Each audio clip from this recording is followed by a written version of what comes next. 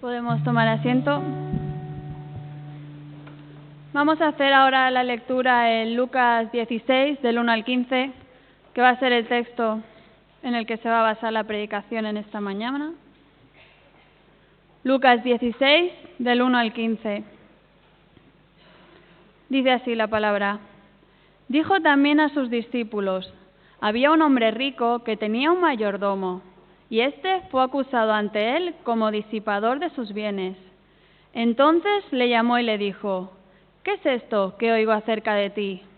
Da cuenta de tu mayordomía, porque ya no podrás más ser mayordomo. Entonces el mayordomo dijo para sí: ¿qué haré? Porque mi amo me quita la mayordomía. Cavar no puedo, mendigar me da vergüenza.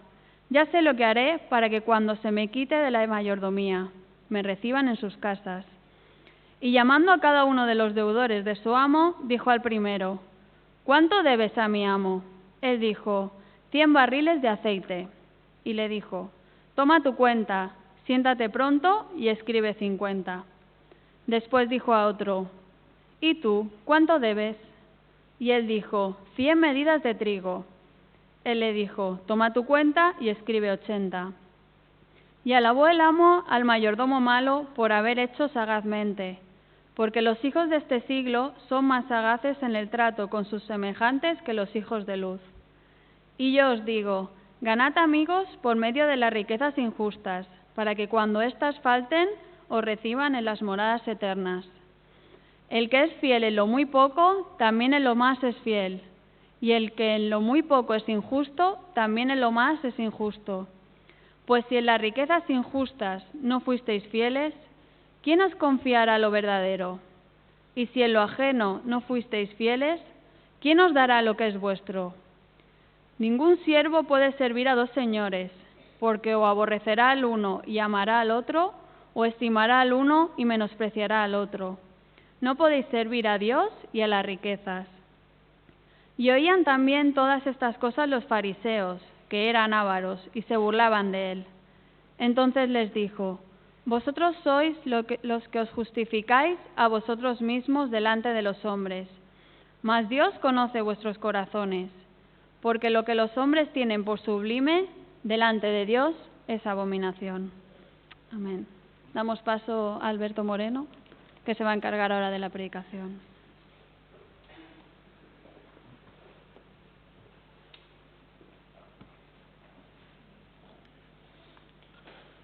Buenos días, hermanos. Siempre es un placer poder compartir la palabra del Señor con todos vosotros y poder compartir este tiempo de alabanza y de adoración.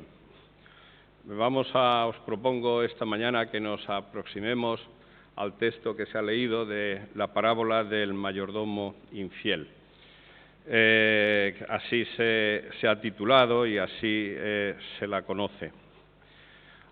Antes de ello, quisiera deciros que era el 8 de julio de 1839, cuando nació en el seno de una familia de clase media, descendientes de inmigrantes alemanes y estos, a su vez, descendientes de hugonotes franceses que habían migrado a Alemania, el que llegó a ser el inversor, empresario e industrial más grande que ha conocido jamás nuestro mundo. Su padre, la verdad es que no fue un buen ejemplo para él. Un hombre mediocre, con un trabajo que estaba a caballo entre la obligación y el engaño y la estafa, no fue, como digo, un gran ejemplo. Sin embargo, su madre, de estricta moral calvinista, aprendió y de ella aprendió los principios básicos de su vida, entre otros, sobre todo, el orden, la dedicación y la perseverancia. Cuando aún era adolescente, ya mostró un gran interés y olfato por los negocios, mientras que iba sacando adelante sus estudios. Cuando estaba haciendo esto, los alternaba con la actividad de recoger una serie de piedras, las pintaba y una vez decoradas las vendía a sus compañeros. Lo que obtenía, las pocas ganancias que obtenía, las iba guardando, y las iba guardando en un tarro de cristal que él mismo denominó posteriormente como su primera caja fuerte. En una ocasión, un amigo de la familia le pidió dinero a su padre y, bueno, pues su padre no lo tenía, la familia no tenía ese dinero. Y él, de lo que había ido ahorrando, sí que contaba con él, de manera que realizó el préstamo a este amigo de su padre a cambio de un pequeño interés una vez transcurrido un año. Cuando ese año transcurrió, le devolvieron esa cantidad que había prestado más el interés que se había convenido, y él mismo dijo después que es en ese momento cuando había realizado que fue consciente de un montón de cosas que después le servirían para el resto de su vida y para su organización. Y de allí, de alguna forma, él mismo confesó que extrajo una máxima que después se ha hecho famosa a través de los tiempos y de las generaciones, que es: no trabajes por el dinero, deja que el dinero trabaje por ti. Mucha gente ha intentado aplicar esto en muchas circunstancias de su vida. Bien, si alguien no se ha dado cuenta, me estoy refiriendo a John Davison Rockefeller. Este hombre fue un protestante imperturbablemente fiel a la Iglesia Bautista a la que pertenecía, a la que asiduamente asistía y con la que colaboraba profusamente. Y ha pasado a la historia, además de por ser uno de los hombres más ricos del mundo, porque creó el primer monopolio que se conoce en toda la historia. La primera vez que se hizo un monopolio fue precisamente por su obra y por su trabajo. Un monopolio es una sección del mercado que depende de una sola persona. Una sola persona tiene la producción y, por lo tanto, tiene la venta de ese producto para todo el mundo. No hay competencia, no existe la competencia. Él llegó a controlar, viniendo de una familia como la que hemos dicho, llegó a controlar el 95% de la extracción, el refinamiento y la distribución del petróleo. El 95% de todo el petróleo que se producía, se consumía y se distribuía en todo el mundo. Hasta tal punto llegó que se dieron cuenta que no era bueno esto, y entonces el gobierno emprendió un pleito contra su empresa, la Standard Oil Trust, y después de 20 años consiguió deshacerla y dividirla en 30 empresas que le obligaron a vender, no pudiéndose él quedarse más que con el 30% de cada una de ellas. Todavía algunas de las empresas que conocemos y que tenemos en nuestros días son herederas de alguna de esas 30 empresas en las cuales tuvo que ser dividida la suya, como por ejemplo British Petroleum, Exxon y alguna otra que seguramente a más de uno nos sonará. En realidad, este hombre fue el creador de la cultura capitalista norteamericana y reflexionó sobre una frase famosa que es American Beauty, la belleza americana, que después, posteriormente, se haría una película que seguramente varios de vosotros habréis visto. Su filosofía se encierra en lo siguiente: el crecimiento de un gran negocio, dijo él, es simplemente la supervivencia del más apto. La bella rosa estadounidense solo puede lograr su máximo esplendor y perfume, que nos encantan, si sacrificamos a los capullos que crecen en su alrededor.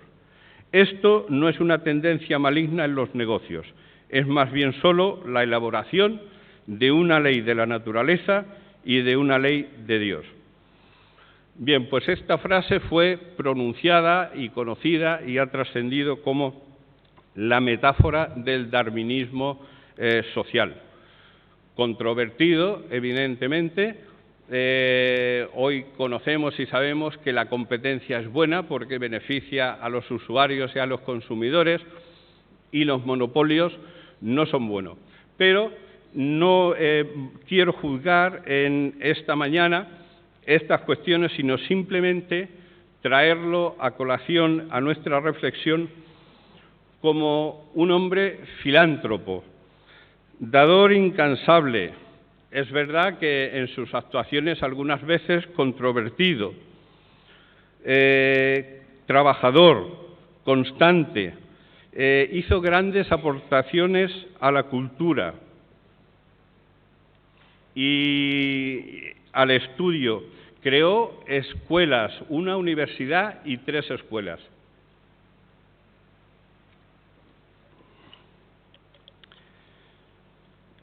Estudiante y estudiado, competente, audaz, astuto, trabajador, tenaz y abnegado.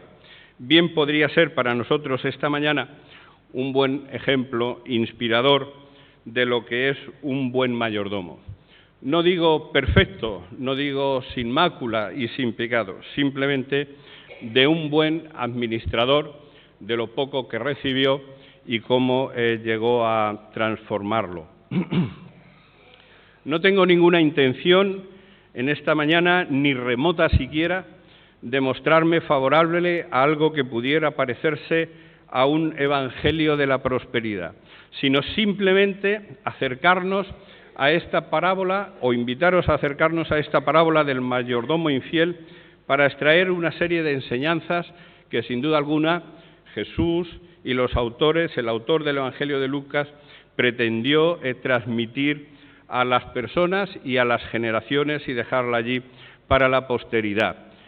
Esas aplicaciones bien nos pueden servir para la organización de nuestra propia vida y de nuestra propia hacienda, porque si de algo habla esta parábola de Lucas 16 del mayordomo infiel, es precisamente de administración, es de gestión de los recursos, de qué es lo que tenemos, de qué es lo que hacemos con ellos, en qué condición lo tenemos. La forma de predicar o de transmitir el mensaje de Jesús por medio de las parábolas es una manera interesante. Las parábolas, como todos sabéis, son narraciones, o es una narración de un suceso que en principio es fingido, es ficticio, no tiene por qué ser real. Y entonces, por comparación o por semejanza, o en algunas ocasiones por contraste, obtenemos, se desprende, se infiere una verdad importante o una enseñanza moral que puede ser beneficiosa para nuestra vida. Cuando Jesús refiere las parábolas, está refiriéndoselas a alguien en concreto, en un contexto social concreto. Y precisamente en esas referencias tiene la intención de transmitir un mensaje completo. Las parábolas no tienen un mensaje literal, es decir, no podemos ir a ver todo lo que es la coherencia de ese discurso, es simplemente un relato que lo que pretende es transmitir un mensaje al auditorio que lo escucha. Por lo tanto, debemos de oír, de buscar representaciones personales, etcétera.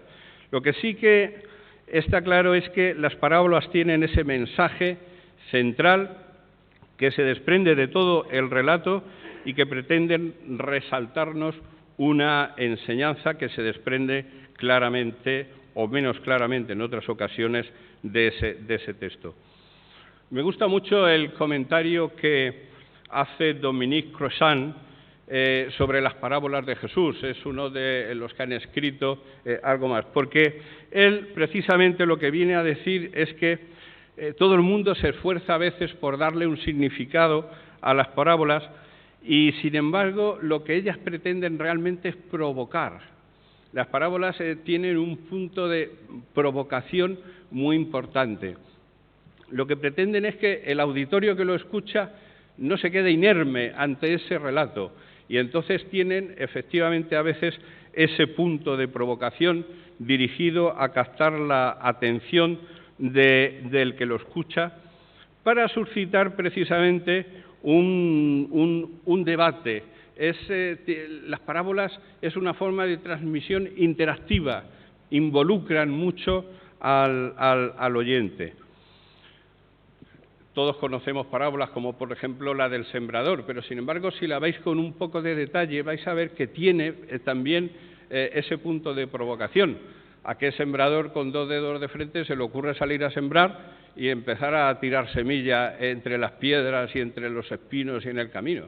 Cualquier persona que sabe de lo que va al campo siembra después de haber preparado la tierra y en una parte. Entonces, los oyentes que escuchaban estas parábolas, esto les provocaba de alguna manera. O también los trabajadores de la viña, la parábola de los trabajadores de la viña. ¿Quién contrata por horas? ¿Por qué coger a una persona solo para 2 horas y a otros para la jornada completa? ¿Por qué pagarles a todo lo mismo? Es decir, todas las parábolas siempre tienen ese punto de provocación y la de esta mañana también lo tiene.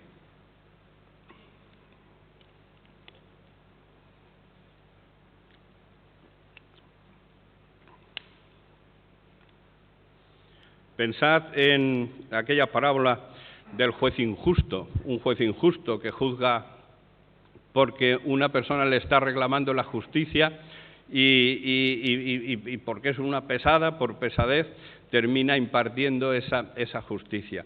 Como veis, tienen ese punto siempre que nos interpela, que nos evoca para pensar en ellas. Las parábolas fueron utilizadas por Jesús en un contexto social muy específico. Esto quiere decir que las personas que las recibían sabían perfectamente de lo que estaban hablando. Hay muchos detalles que hoy en día podemos conocer, pero que en realidad otros no los vamos a conocer nunca, pero los que las escuchaban en su momento sí que sabían. Por ejemplo, cuando Jesús decía un hombre tenía una viña, el que estaba escuchando ya sabía muy bien qué es lo que estaba diciendo, porque entre los ricos de la época también había estatus y categorías. Los que tenían las viñas eran más ricos que los que tenían, por ejemplo, los campos de trigo. ¿Por qué? Porque una viña era más cara de plantar, había que esperar 4, 5, 6 años para obtener el primer fruto, mientras que el campo de trigo lo siembras en un mes y a los 4, 5, 6 pues ya están listos para la siega. Entonces, tenían sus categorías y sabían efectivamente a dónde iban. Las viñas pues tenían ese alto rendimiento. Por lo tanto, os propongo acercarnos a la parábola desde esta perspectiva de provocación, desde esta perspectiva de qué es lo que nos quiere decir a nosotros, qué es lo primero que nos sugiere cuando la leemos, qué preguntas o qué desacuerdos incluso nos suscita. Pues así, de esta forma, el objetivo es dar el mensaje, no el de darnos las conclusiones extraídas, sino el hecho de que nosotros mismos podamos extraerlas.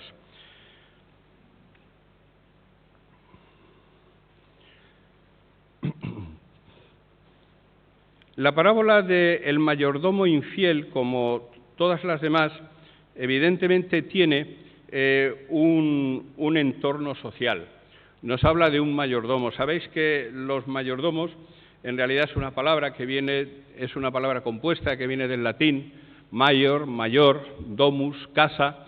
Por lo tanto, el mayordomo era el mayor de la casa, el primero, una persona de confianza del dueño y del propietario que ponía al cargo de toda la administración y que ponía al cargo de toda la organización, tanto de la casa como en muchas ocasiones de sus haciendas. El entorno social de esta parábola nos sitúa en un contexto de Palestina donde era muy frecuente que los dueños encargasen a un mayordomo la administración de sus bienes y de sus negocios. Los grandes terratenientes no solían vivir al lado de las fincas, vivían en las ciudades, que es donde se cocinaba la política y donde se tomaban las decisiones, y no estaban allí. Estos mayordomos podían ser de dos tipos, o bien esclavos o bien hombres libres. Y en ambos casos muchas veces tenían libertad para coger y administrar los negocios de su dueño y cobrar una serie de intereses. Los terrenos se daban en arrendamiento y entonces había una participación para el dueño de la finca de la producción que se cosechaba en esa campaña, en esa temporada. Eso se pagaba y se cobraba, y muchas veces los mayordomos ponían una serie de intereses. Aparte también alquilaban los terrenos, hacían empréstitos, préstamos, etcétera. Entonces cobraban. Y así nos encontramos que el mayordomo de nuestra parábola, pues era un hombre al que el propietario le había llamado a capítulo porque le habían llegado a sus oídos el hecho de que este hombre estaba disipando sus bienes, es decir, no estaba haciendo una buena mayordomía, no estaba haciendo una buena administración. Es importante que notemos que ante esta situación este hombre de momento se calla, dice que pensó para sí, nos dice el texto que se nos ha leído en Lucas, pensó para sí, ¿qué haré? ¿Qué voy a hacer ahora ante esta situación? Dice, trabajar, la verdad es que no puedo, no estoy preparado, llevo muchos años como mayordomo para ahora ponerme a cavar la tierra y hacer un trabajo físico. Mendigar me da vergüenza. No le daban vergüenza a otras cosas, pero mendigar sí, mendigar sí que le daba vergüenza. Entonces piensa y dice, ¿qué haré? Y pensando qué va a hacer, se le ocurre decir, los deudores de mi amo, que le deben dinero, voy a tener un detalle con ellos, voy a rebajarles esa deuda, al objeto de que cuando me echen, que ya me han dicho que tengo que dar cuentas, rendir cuentas de mi mayordomía, presentar los libros de contabilidad, para que cuando me echen, ellos me puedan recibir en sus casas, tengan una deuda de gratitud conmigo. Hay algunos que piensan que ese descuento del 50% que le hace a uno y del 20% que le hace al otro, bien podríamos pensar que fue de su propio dinero, de ese recargo que a lo mejor en algún caso podría haber hecho. Otros dicen que, bueno, pues que en realidad lo que hace es poner de acuerdo a los deudores con su propio fraude en contra del dueño, como les beneficiaba, una vez que aceptaban rectificar las cuentas y hacer un saldo nuevo inferior al que realmente tenían, se convertían de alguna forma en cómplices del mayordomo y de alguna forma quedaban obligados a tapar con él o incluso a devolver en un momento determinado ese favor. Al margen y más allá de la cuestión, de que la parábola, si termina en el versículo 7, el que alaba puede ser uno, si termina en el versículo 8, el que alaba puede ser otro, pero yendo más allá de estas cuestiones, lo que está claro es que el Señor Jesús quiere decirle a sus mayordomos, en este caso a sus discípulos, que es a quienes está dirigida, quiere darles una lección. La lección que pretende transmitir y que podemos recibir también nosotros en esta mañana es la de los mayordomos de lo infiel, de lo injusto, es decir, de las riquezas materiales. No vayáis, no hace falta ir más allá en el significado de esas palabras. De las riquezas materiales son más hábiles, más astutos con sus semejantes en esos tratos que los mayordomos de lo justo, de lo verdadero, de las cosas de arriba, de los hijos de la luz. Estos son los contrastes. La riqueza injusta es la riqueza material y está en contraste precisamente con lo verdadero, que son las bendiciones eternas. Y esto en realidad es lo que se alaba. No se alaba el fraude si es que lo cometió, no se están alabando las dificultades, ni nada de esto. Se está alabando que este hombre tuvo la capacidad de reaccionar ante una crisis. Y Jesús lo pone como ejemplo porque dice, vaya, qué bien, ¿no?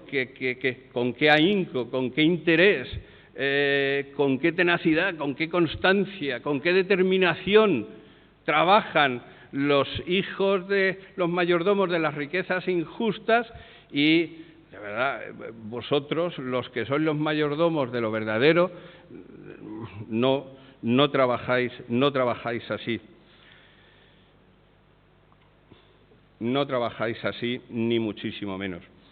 Estamos ante un hombre que en una situación problemática se comporta de una forma astuta, ingeniosa y abnegada.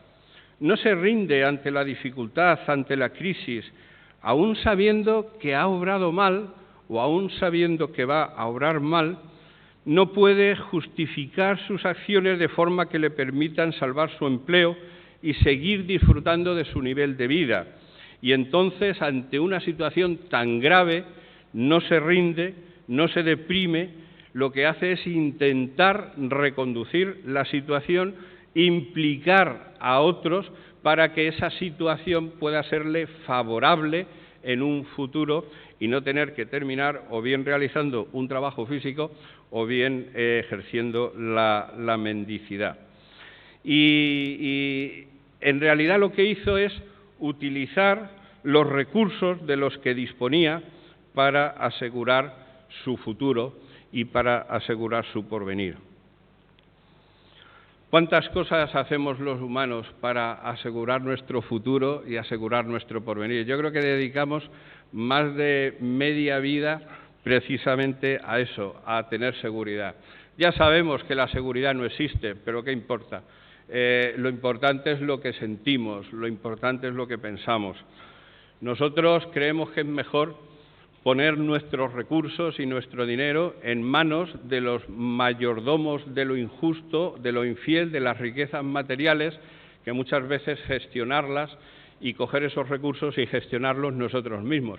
Luego ya sabemos lo que pasa. A veces el dinero desaparece de los bancos, las acciones caen, perdemos el dinero en la bolsa, pero ahí estamos. Pensamos que esa es la seguridad y que ahí tenemos que estar. Y también deberíamos de hacernos la pregunta de cuánto entregamos a los mayordomos de las riquezas espirituales, porque tenemos mayordomos de lo justo, tenemos muchos ejemplos de personas que intentan cada día administrar lo que el Señor les da.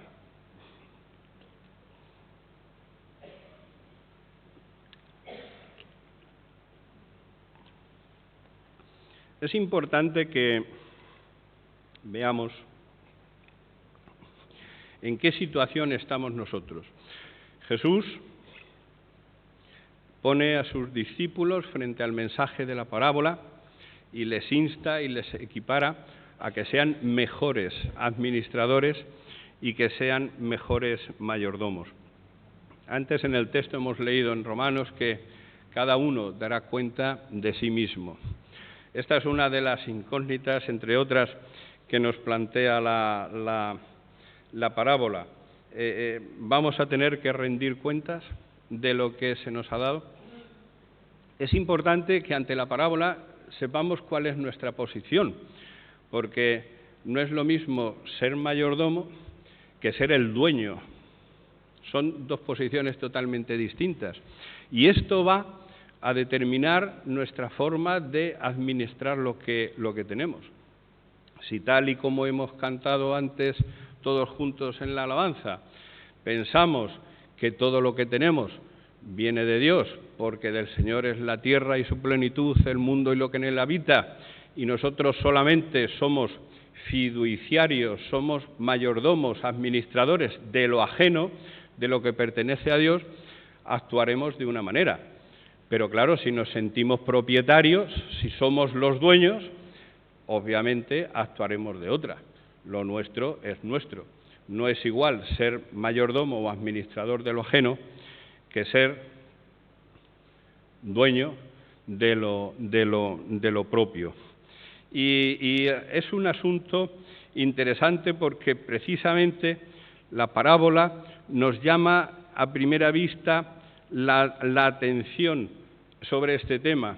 No se está aprobando un fraude cometido por un administrador, sino que lo que se está diciendo o resaltando es a los administradores, a los mayordomos, cómo deben de comportarse, cómo deben de gestionar, cuál es el interés que tienen que poner en aquello que se les ha dado y en aquello que se les ha encomendado.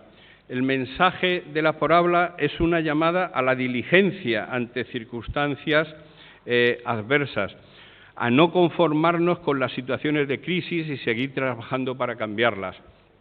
El versículo 8 es clarísimo, se le llama mayordomo malo, por lo tanto no se está alabando las acciones, se está alabando la capacidad precisamente de trabajo, la sagacidad y la astucia para salir de situaciones problemáticas en vez de coger y de conformarnos con ellas. La parábola incide en que los hijos de este siglo son más sagaces que los hijos de la luz, es decir, trabajan con más empeño y con más dedicación, con más ahínco y determinación para revertir esas situaciones que la mayoría de las personas, en las mayorías de ocasiones, daríamos por perdidas. Y en esa mayoría se encontraban la mayoría de los discípulos y nos encontramos la mayoría de nosotros, por desgracia. Los creyentes, hermanos, vivimos muchas veces sin preocupaciones. Esto es lo que dijo Thompson cuando comentó esta parábola. Como si el cielo no fuera nuestro destino, como si hubiésemos venido a la tierra para quedarnos para siempre, como si las posesiones, las riquezas materiales, los bienes que tenemos fueran a durarnos para siempre, como si solo estuviésemos aquí, no aspiráramos aún más allá, a unas mansiones eternas. Y la parábola nos insta a que utilicemos una parte considerable de nuestras riquezas materiales para que luego se nos puedan recibir en las mansiones eternas, para ganar amigos, para ganar adeptos, para ganar personas para el mensaje, para ser ciudadanos del cielo.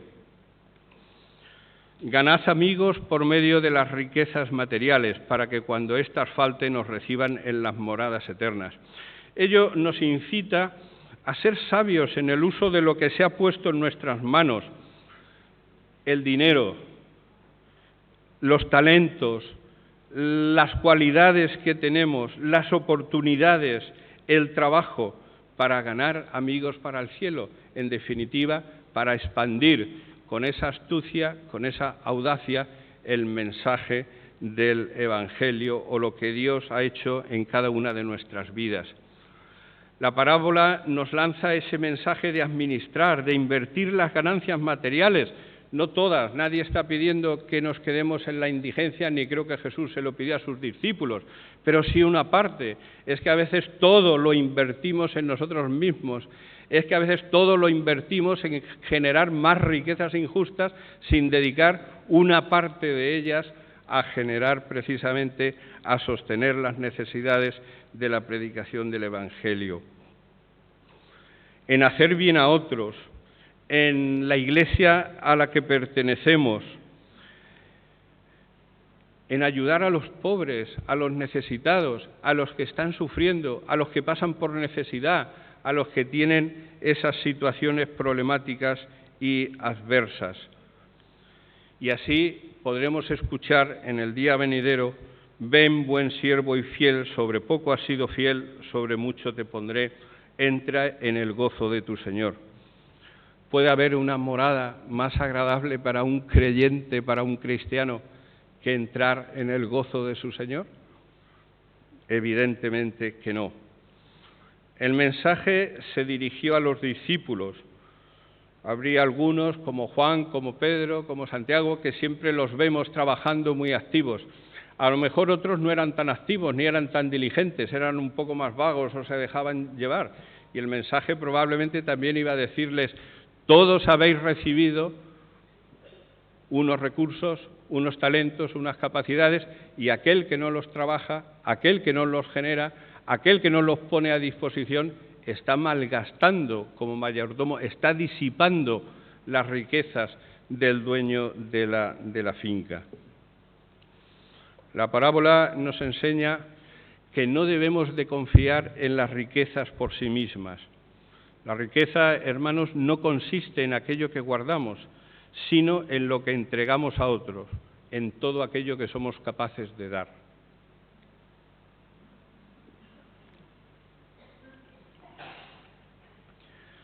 Lo único, dijo alguien, que nos llevamos de este mundo es aquello que hemos regalado. En realidad, de lo único que disponemos es de aquello que podemos llevar encima de nosotros. Si lo pensáis bien, lo único que somos capaces de disfrutar es aquello que tenemos en cada momento. Puedes tener 3 casas ahora mismo en Madrid, estás aquí en Alicante y estás disfrutando de esta, porque no puedes, como no tienes el don de la ubicuidad, no puedes estar en 2 sitios a la vez, ¿vale? Las puedes tener allí a tu disposición para cuando vayas, pero en realidad es malgastar o no administrar bien un recurso, porque solo podemos estar en un sitio a la vez. Esto de que solo tenemos aquello que podemos llevar con nosotros es un tema importante. Si os acordáis, los faraones cuando morían en Egipto procuraban llevarse todo lo que tenían. Por eso se enterraban en unas tumbas laberínticas para que nadie las saqueara, porque se llevaban toda su riqueza. Se llevaban su oro, sus joyas, los sirvientes, los criados, los mayordomos que tenían, se lo llevaban todo. Lo que pasa que es que después de que han pasado cientos y cientos de años, estas tumbas, estos laberintos han sido desentrañados, hemos entrado dentro, y ¿sabéis dónde estaban los tesoros? Allí, se habían quedado allí. No están porque nadie se puede llevar nada, y en realidad solo tenemos aquello que nos podemos llevar con nosotros mismos. Por lo tanto, el Señor Jesús está enseñándole a los discípulos que aquello que se van a llevar a la otra vida, a esas moradas eternas, es aquello, evidentemente, que comparten con los demás, que comparten con los necesitados, aquello que no está única y exclusivamente dedicado en su totalidad a la generación de riquezas injustas, a la generación o la alimentación de la avaricia, como les pasaba a los fariseos que de refilón estaban oyendo, estaban escuchando, y decía que se burlaban de él cuando oían estas cosas porque eran muy avaros. Es que lo querían todos para ellos, no entraban, en su idea no estaba la de compartir, la de ofrendar, todo lo que hacían era obligatorio, como si fuese un impuesto, y si no, no lo hacían. Las riquezas no significan pecado ni condenación, hermanos. Las riquezas lo que significan es responsabilidad. Responsabilidad. Las riquezas no son malas, los malos somos los mayordomos, los administradores cuando lo hacemos mal, cuando sustraemos de esa riqueza para nuestro propio deleite. La parábola nos enseña que no debemos de ser avaros como los fariseos que escuchaban, que debemos ser fieles. Se insta dentro de la parábola a que seamos mayordomos fieles, y fieles en manejar lo poco para que se nos dé lo mucho, Esto es lo que Jesús les está diciendo a los discípulos. Si os dais cuenta, José llegó a ser mayordomo de Potifar, Génesis 39, y llegó a ser mayordomo de Potifar, y fue un mayordomo fiel también, por no poner de ejemplo solamente a un secular como Rockefeller. Y fue prosperado, porque efectivamente el que es fiel en lo poco podrá ser puesto sobre lo mucho y sobre lo más. Se le podrá dar más para que administre, pero aquel que es un disipador, aquel que no administra correctamente, el día que tenga que rendir cuentas, pues va a ser muy problemático y mejor no darle más. Si con las riquezas materiales que se quedan aquí, como hemos visto, que no nos las vamos a llevar, no somos capaces de ser fieles repartiéndolas adecuadamente, pues ¿cómo se nos va a poner en nuestras manos lo verdadero, lo trascendente, lo justo, lo que realmente es nuestro, lo que realmente tiene valor? Y es una instancia a la reflexión de cómo administramos y gestionamos lo que tenemos y nuestras propias vidas. Que no podemos trabajar, nos dice la parábola, para servir a dos señores.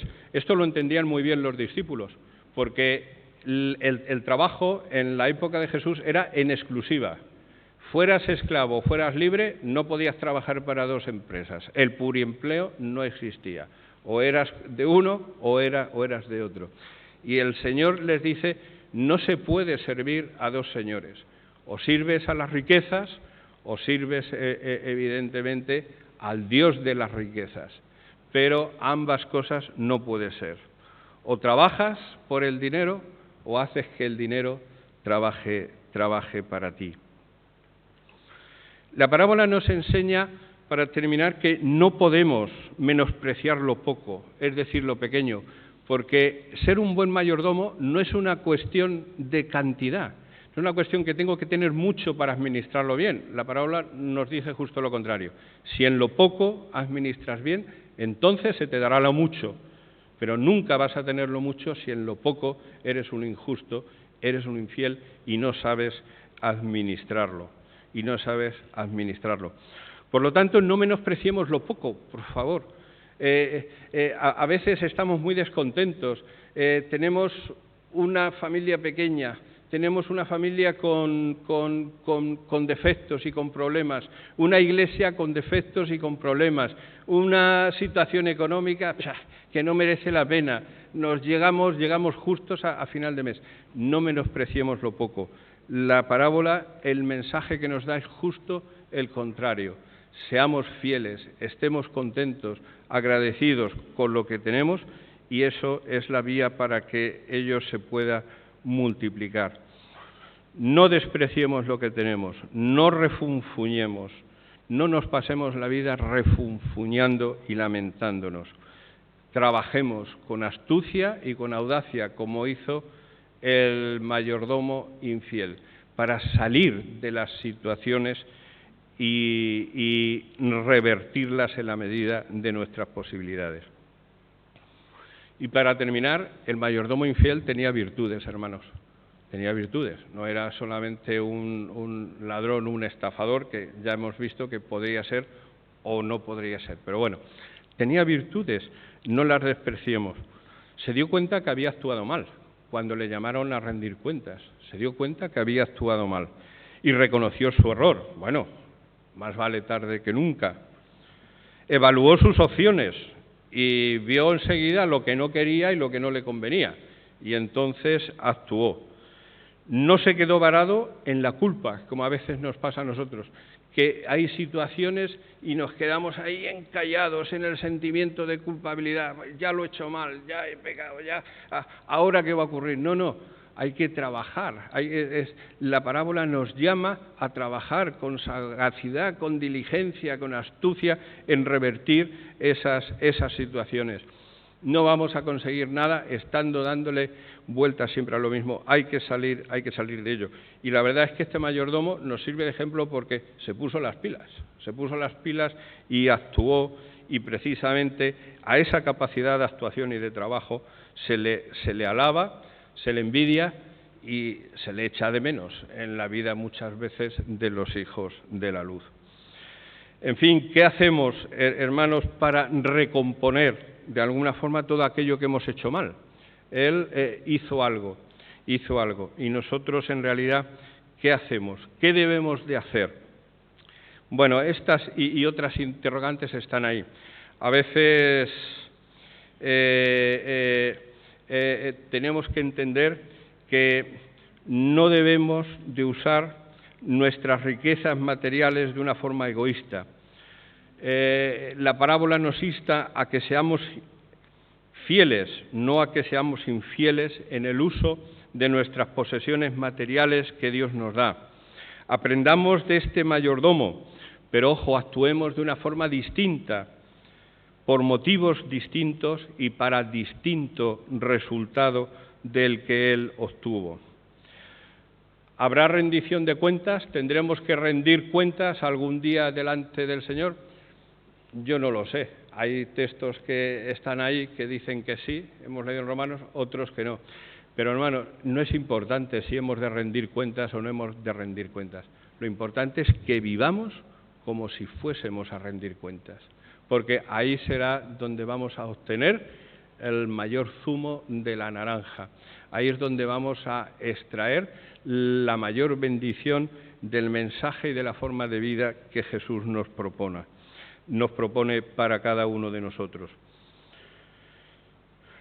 Así, de esa manera, podremos escuchar esas palabras del Señor que se encuentran en Mateo 25:34.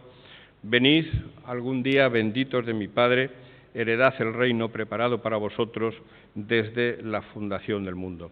Pues nada, que así sea y el Señor nos ayude a poder vivir como buenos mayordomos y a administrar nuestros bienes y nuestras